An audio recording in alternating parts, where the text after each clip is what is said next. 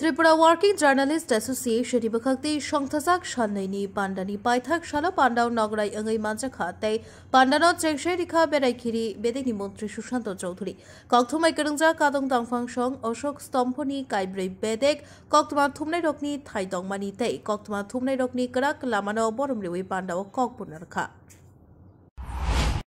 সংবাদপত্রে যদি আমরা না দেখি দু চার পাঁচটা সংবাদপত্র বিশেষ করে মনে হয় যেন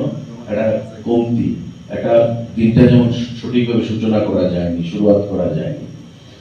যদি আবার ফেসবুকে গিয়ে সোশ্যাল মিডিয়াতে বিভিন্ন চ্যানেলগুলো বিভিন্ন যে ওয়েবসাইটগুলো সেগুলো যদি আমরা না দেখি মনে হচ্ছে যেন একটা পারফেকশন আসছে না আবার ইলেকট্রনিক মিডিয়াতে টিভি পর্দায় বসে বিভিন্ন চ্যানেলগুলো যদি না দেখি মনে হচ্ছে যে কোথায় জানি কি হচ্ছে আমার কাছে হয়তো আমি আপডেটেড নই সমস্ত সঠিকভাবে আমার কাছে পৌঁছচ্ছে না আবার জাতীয় স্তরের পত্রিকার কাগজগুলো যেগুলো আমাদের এখানে আসে সেগুলো যদি আমরা না দেখি ন্যাশনাল লেভেলে যদি যে মিডিয়াগুলো রয়েছে ইলেকট্রনিক মিডিয়াগুলো বড় বড় মিডিয়া হাউসগুলো সেগুলো যদি আমি না দেখি মনে হচ্ছে দেশ সম্পর্কে বিদেশ সম্পর্কে হয়তো জানছি না so each and every time our endeavour is to get ourselves updated always যাতে করে আমার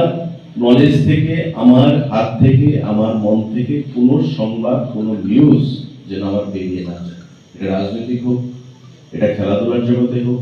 এটা সিনেমার জগতে হোক এটা ব্যবসার জগতে হোক প্রতিটা ক্ষেত্রে আমি নিজেকে আপডেটেড রাখতে চাই এবং আমার বন্ধু বান্ধব সমাজকে আমি আপডেটেড রাখতে চাই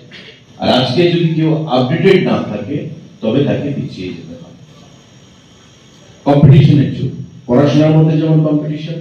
খেলাধুলার মধ্যে কম্পিটিশন মানে সার্ভাইভাল ফর দ্য ফিটেস্ট যে আপডেটেড থাকবে যার মধ্যে নলেজ থাকবে যার মধ্যে উইজডম থাকবে যার মধ্যে যত বেশি সংবাদপত্র পড়বে যত বেশি চ্যানেল দেখবে যত বেশি সোশ্যাল মিডিয়ার সঙ্গে যুক্ত থাকবে সে তত আপডেটেড থাকবে তো ওয়ার্কিং জার্নালিস্ট অ্যাসোসিয়েশন মানুষকে আপডেটেড রাখার জন্য মানুষকে প্রতিনিয়ত রাজ্যের বিশেষ করে যে ঘটনাবলী প্রতিনিয়ত সেগুলো সম্পর্কে মানুষকে ওয়াকিবহাল করার জন্য কাজ করে আসছে আমি তাদের আগামী দিনে আরো শ্রীবৃদ্ধি কামনা করি এবং যারা আপনারা এখানে এসেছেন আপনারা দেখেছেন বিগত দিনে আমাদের সরকার প্রতিষ্ঠিত হওয়ার পর আমাদের মুখ্যমন্ত্রী বর্তমান এবং আমাদের ফরমান চিফ মিনিস্টার মানে আগের মুখ্যমন্ত্রী তারা চেষ্টা করেছেন আর অনেক সফলতা আমাদের এসেছে যেমন আমি একটা দায়িত্ব নিয়ে বলতে পারি যে আইসিএ তে থাকার সময় অ্যাক্রেডিটেশন কার্ড যে আমরা প্রদান করেছি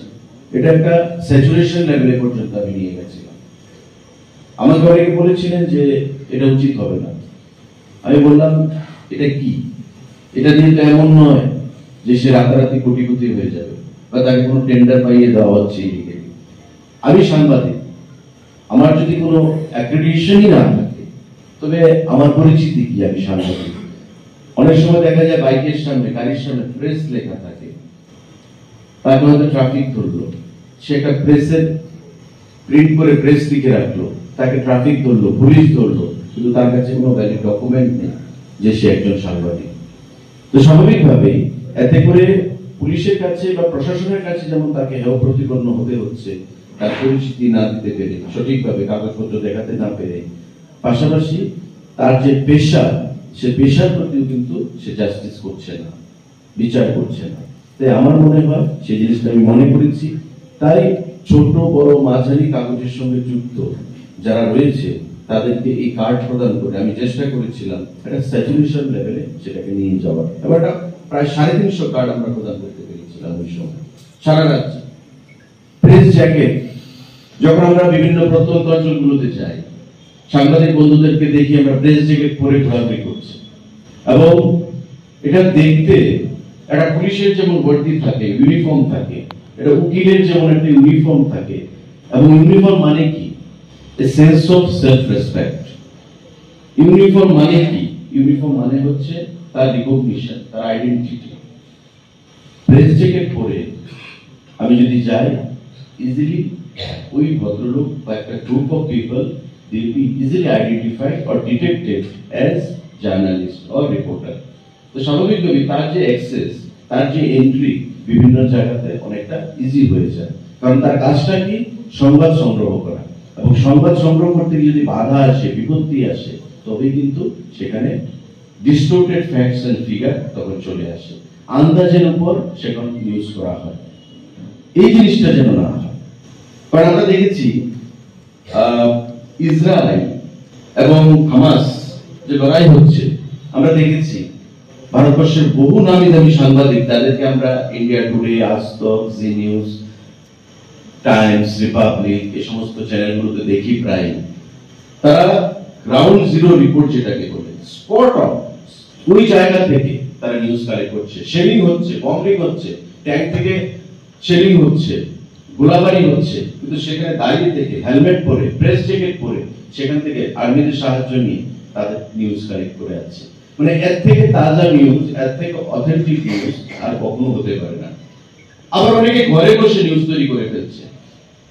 তার যে ভিউজ, তার ভিউজটাকে নিউজ আকারে দিয়ে দিচ্ছে, which is far away from truth। এটা হওয়া উচিত না, এটা হওয়া কখনোই উচিত না। একটা নিউজ করে দিলাম, আমার ইচ্ছে হলো আমি ক্যারেক্টার অ্যাসাসিনেট করে দিলাম, আমার ইচ্ছে হলো আমি একটা গল্প বানিয়ে দিলাম, আমি এটা ভাবলাম না যে এতে করে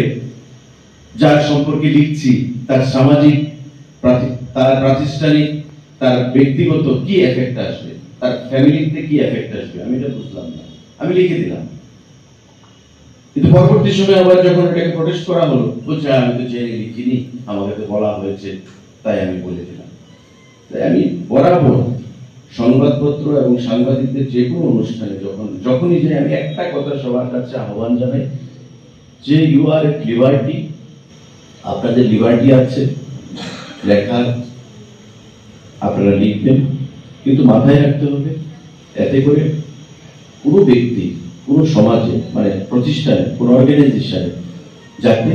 সামাজিক কোনো ক্ষতি না হয়, ব্যক্তিগত পারিবারিক যেন কোনো ক্ষতি না হয়। লড়াই তো আমাদের ব্যক্তিগত কারোর মধ্যে কারণ নেই। Bureau report, খুম্পই।